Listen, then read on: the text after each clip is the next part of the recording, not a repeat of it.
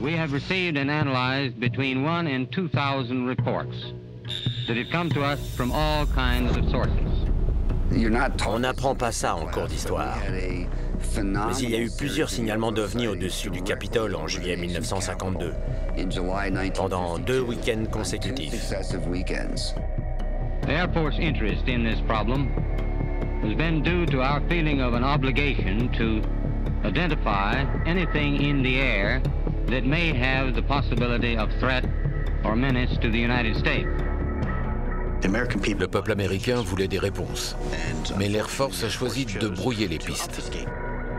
Our critics continually charge that the United States Air Force is withholding information from the general public. This is absolutely untrue. We are not hiding anything. We have nothing to hide. Au début des années 70, le gouvernement a classé son enquête sur les ovnis. Puis, ils ont choisi de rester silencieux et de prendre leur distance avec cette histoire.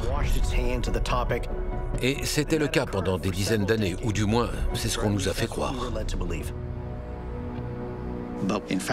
En 2008, j'ai été approché par 2 représentants d'un mystérieux bureau du Pentagone. Ils s'occupaient du programme d'identification des menaces aérospatiales. Ces personnes m'ont demandé si je voulais rejoindre leur projet. Il consistait à chercher des ovnis. Ce bureau étudiait tous les véhicules aériens non identifiés qui passaient dans les zones aériennes contrôlées des États-Unis. Les gens me demandent pourquoi ils ont fait appel à moi. On m'a dit que c'était pour mon expérience. J'étais un agent spécial de contre-espionnage.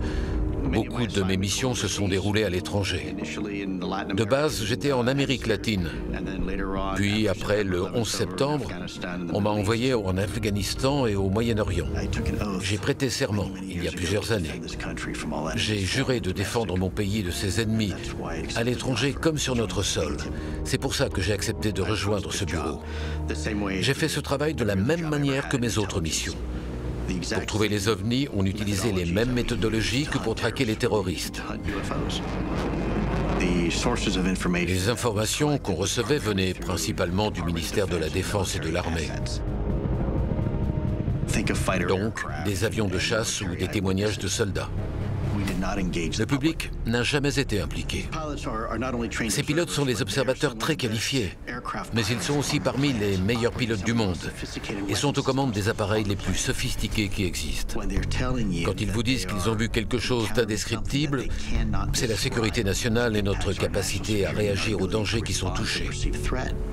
Donc, quand ils rencontrent ces objets, on doit prendre leurs témoignages vraiment très au sérieux. Imaginez un objet capable de voler dans l'espace, sous l'eau et dans l'atmosphère à une vitesse de 20 000 km/h et capable de changer instantanément de direction. Nos SR-71 volent à 5 000 km/h. Pour prendre un virage à droite, l'avion doit parcourir environ 200 km. Et pourtant, on voit des objets capables de tourner à 90 degrés instantanément. Et on ne parle pas du tout de la même vitesse. Ils ont été enregistrés à plus de 20 000 km/h. La question est la suivante, comment est-ce possible ?